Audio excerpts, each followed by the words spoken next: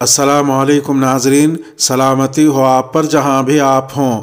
Calendar پر آج تاریخ ہے 30 ربیع الاول، انگریزی تاریخ 6 نومبر ہے۔ اپنے میزبان راہی حجازی سے عالمی خبریں سنیے۔ طالبان اپنی کابینہ میں تبدیلیاں لائیں گے۔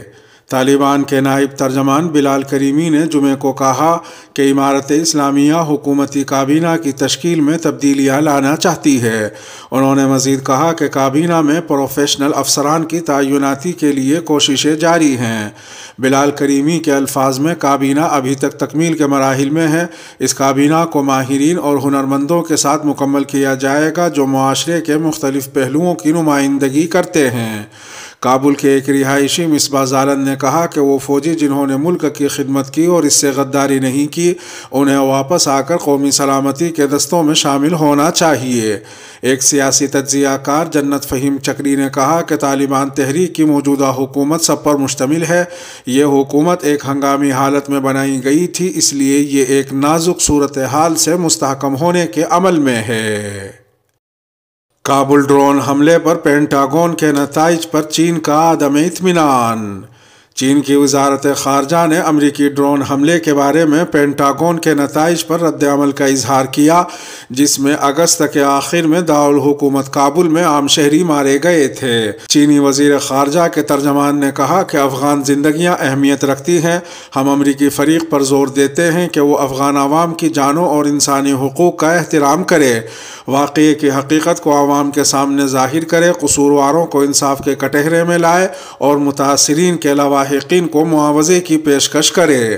واضح رہے کہ اس سے قبل امریکی فضائیہ کے انسپکٹر جنرل نے ایک نیوز روم کو بتایا تھا کہ اس حملے کی تحقیقات میں قانون کی کوئی خلاف ورزی نہیں کی گئی، جس میں 7 بچوں سمیت 10 شہری جاں بحق ہو گئے تھے۔ چینی وزارت خارجہ کے ترجمان نے اقوام متحدہ کی جانب سے افغانستان میں 20 سالہ امریکی فوجی موجودگی کے دوران ہونے والے جنگی جرائم پر خاموشی اور تحقیقات نہ کرنے پر بھی عدم اطمینان کا اظہار کیا ہے۔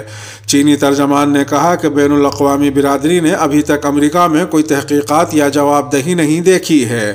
بین الاقوامی تعلقات کے ماہر طارق فرہادی نے کہا کہ چین نے یہ بات افغانستان میں امریکہ کے ساتھ مسابقت کی وجہ سے اٹھائی ہے، کیونکہ اقوام متحدہ میں ان کے درمیان انسانی حقوق پر تنازع ہے۔ امریکہ بارہا چین پر سنکیانگ ریاست کے لاکھوں مسلمانوں کے حوالے سے انسانی حقوق کی خلاف ورزی کا الزام لگاتا رہا ہے۔ نماز کی بے ادبی سے متعلق ویڈیو پر ہنگامہ۔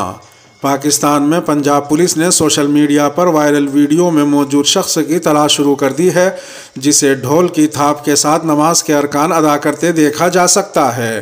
سوشل میڈیا پر ایک ویڈیو وائرل ہے جس میں مجمع میں ڈھول بجایا جا رہا ہے اور اس دوران ایک نوجوان اچانک نماز شروع کر دیتا ہے اور جسم کے مختلف حصوں کو ڈھول کی تھاپ پر حرکت بھی دے رہا ہوتا ہے۔ ویڈیو کے حوالے سے یہ واضح نہیں ہے کہ یہ ویڈیو کب اور کہاں کی ہے اور اس میں موجود نوجوان کون ہے۔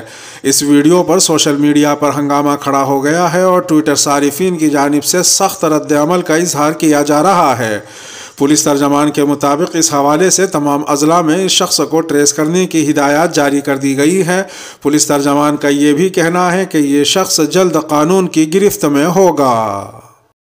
عمرہ یا نماز کی ادائیگی کے لیے پرمٹ کی شرط برقرار، افواہوں کی تردید۔ ادارہ امن عامہ نے یاد دہانی کرائی ہے کہ پرمٹ کے بغیر عمرہ ادا کرنے کی کوشش کرنے والے پر 10,000 ریال جرمانہ عائد کیا جاتا ہے۔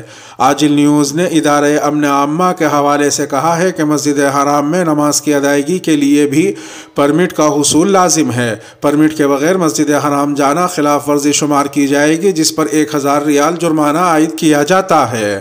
پرمٹ کے بارے میں ادارہ امن عامہ کی جانب سے کیے گئے ٹویٹ میں کہا گیا ہے کہ تمنا یا توکلنا ایپ پر عمرہ یا نماز کی ادائیگی کی پرمٹ حاصل کرنا انتہائی آسان ہے، جس میں کسی قسم کی دشواری نہیں۔ واضح رہے کہ سوشل میڈیا پر کہا جا رہا تھا کہ توکلنا پر ویکسینیشن کی مکمل ڈوز لینے والوں کو عمرہ پرمٹ کے بغیر جانے کی اجازت دے دی گئی ہے۔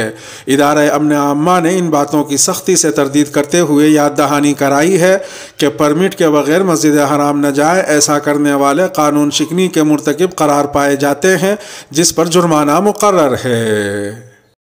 واٹس ایپ میں میسج ڈیلیٹ کرنے کے فیچر کو زیادہ بہتر بنانے کا فیصلہ۔ واٹس ایپ میں غلطی سے بھیجے جانے والے پیغامات کو دوسرے کی ونڈو سے ڈیلیٹ کرنے کا فیچر کافی عرصے سے دستیاب ہے، مگر ڈیلیٹ فار ایوری ون نامی اس فیچر میں خامی ہے، اور وہ یہ کہ بھیجے جانے والے میسج کو مقررہ وقت میں ڈیلیٹ نہ کیا جائے تو پھر کوئی فائدہ نہیں ہوتا، یعنی بھیجنے والے اور موصول کرنے والے کے پاس اس پیغام کو غائب کرنے کے لیے 1 گھنٹہ درکار ہوتا ہے، مگر کمپنی نے اب اس خامی کو دور کرنے کا فیصلہ کر لیا ہے۔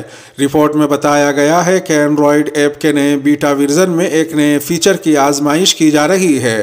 اس فیچر میں میسج کو ڈیلیٹ کرنے کے وقت کی حد ختم کی جا رہی ہے، یعنی صارف مہینوں پرانے میسج کو بھی دیگر افراد کی چیٹ ونڈو سے ڈیلیٹ کر سکے گا۔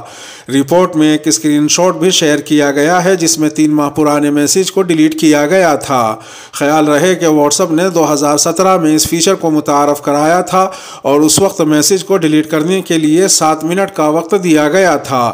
بعد ازاں 2018 میں یہ وقت 1 گھنٹہ 8 منٹ 16 سیکنڈ کر دیا گیا تھا۔ اب اس فیچر کو متعارف ہونے کے 4 سال بعد وقت کی حد کو ختم کرنے پر غور کیا جا رہا ہے، مگر یہ سہولت کب تک عام صارفین کو دستیاب ہوگی اس بارے میں ابھی کچھ کہنا مشکل ہے۔ اقوام متحدہ کے ایلچی نے سوڈان میں سمجھوتے کی تفصیلات ظاہر کر دیں۔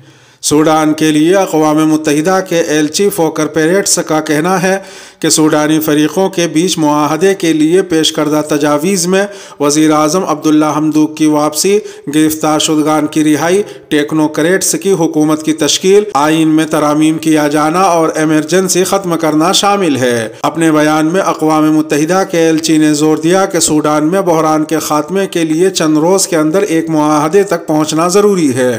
ادھر سوڈانی سرکاری ٹیلی ویژن نے بتایا کہ سوڈان کی فوج کے سربراہ جنرل عبد الفتاح البرہان نے سابقہ حکومت کے 4 وزراء کی رہائی کا فیصلہ کیا ہے۔ دوسری جانب اقوام متحدہ کے سیکریٹری جنرل اینٹونیو گوٹریس نے عبد الفتاح البرہان سے ٹیلی فون پر رابطہ کیا۔ دونوں شخصیات کے بیچ سوڈان کی صورتحال زیر بحث آئی۔ انہوں نے ملک میں اقتدار کی جمہوری طور سے منتقلی اور شہری حکومت کی جلد تشکیل کی ضرورت کو باور کرایا۔ واضح رہے کہ سوڈان میں پہلے کی نسبت حالات پرسکون نظر آ رہے ہیں اور دارالحکومت خرطوم کی سڑکوں پر عسکری اہلکاروں کی موجودگی میں بھی خاطر خواہ کمی دیکھی جا رہی ہے۔ ملک میں انٹرنیٹ خدمت 11ویں روز بھی منقطع ہے۔ بائیڈن انتظامیہ نے سعودی عرب کے ساتھ ہتھیاروں کی سب سے بڑی ڈیل کر لی۔ امریکہ نے سعودی عرب کو $650 ملین کے ہتھیاروں کی فروخت کی منظوری دے دی ہے۔ غیر ملکی میڈیا کے مطابق امریکی محکمہ دفاع پینٹاگون نے سعودی عرب کو فضا سے فضا میں مار کرنے والے میزائلوں کی فروخت کی منظوری کی تصدیق کی ہے، جو بائیڈن انتظامیہ کی جانب سے کسی خلیجی ملک سے اب تک ہتھیاروں کی سب سے بڑی ڈیل ہے۔ پینٹاگون کی جانب سے جاری بیان میں کہا گیا ہے کہ امریکی محکمہ خارجہ نے موجودہ اور مستقبل کے خطرات کو دیکھتے ہوئے سعودی عرب کی مدد کے لیے ہتھیاروں کی فروخت کی منظوری دی ہے۔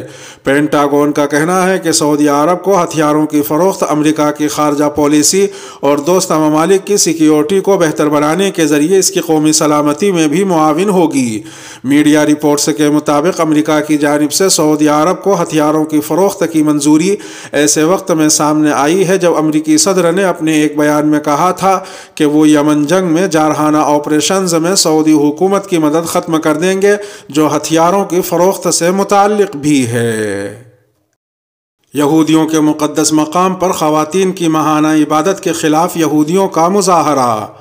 اسرائیل میں انتہائی کٹر اور شدت پسند یہودی اور ان کے مذہبی قائدین اور رہنما ایک مظاہرے میں شریک ہوئے۔ کٹر یہودی اور ان کی سیاسی جماعتیں خواتین کی مغربی دیوار کے نزدیک عبادت میں تورات پڑھنے کی مخالفت جاری رکھے ہوئے ہیں۔ سخت عقیدے کے ہزاروں شدت پسند یہودیوں نے خواتین کے اس عبادتی سلسلے کے خلاف جمعہ 5 نومبر کو ایک مظاہرے میں شرکت کی۔ واضح رہے کہ ساری دنیا کے یہودیوں کا سب سے مقدس مقام مغربی دیوار ہے اور یہ یروشلم میں واقع ہے۔ اس کو برسوں دیوار گریہ بھی کہا جاتا رہا ہے کیونکہ اس کے نزدیک یہودی مرد اپنے مذہبی مقاصد کے حصول کی خاطر آنسو بھی بہاتے ہیں۔ اس دیوار کے نزدیک تورات پڑھنے کی اجازت صرف مردوں کو حاصل ہے اور خواتین ایسا نہیں کر سکتی۔ 2 دہائیوں سے زائد عرصے سے صنفی مساوات کا نعرہ لگانے والی فیمنسٹ نظریات کی حامل خواتین کی ایک تنظیم ماہانہ عبادت کے لیے اپنے اراکین کے ساتھ اس دیوار کے قریب جمع ہوتی ہیں۔ دیوار گریا کے قریب خواتین کی عبادت کے تنازع میں شدت رواں برس جون میں اس وقت پیدا ہوئی جب نئی حکومت کی تشکیل ہوئی۔ اس حکومت نے سخت عقیدے کے یہودیوں کی سیاسی جماعتوں کو اپوزیشن بینچوں پر بٹھا دیا ہے۔ ماضی میں الٹرا آرتھوڈوکس یہودیوں کی سیاسی جماعتیں سبھی حکومتوں کا حصہ رہی تھیں۔ اس کے ساتھ ہی ویڈیو کا اختتام ہوا۔ اپنے میزبان راہی حجازی کو دیجیے اجازت۔ سلامتی ہو آپ پر جہاں بھی آپ ہوں۔